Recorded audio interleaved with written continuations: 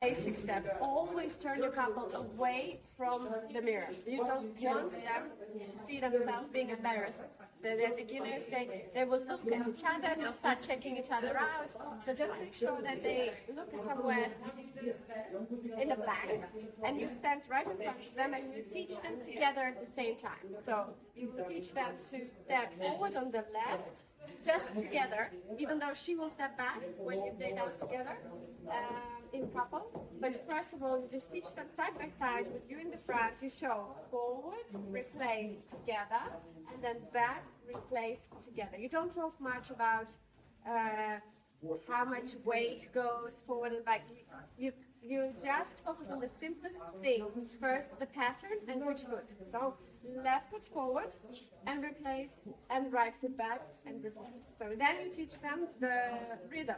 Quick, quick, slow, quick, quick, slow.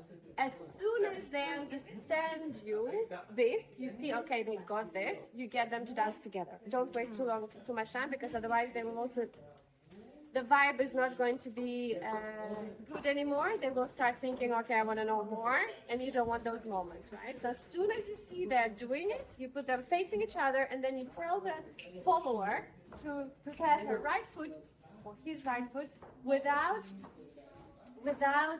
making them worried about, oh my gosh, it's another step. It's exactly the same steps. So you say, okay, so now, Natalie, for example, you're going to start back with the right foot. It's the same step.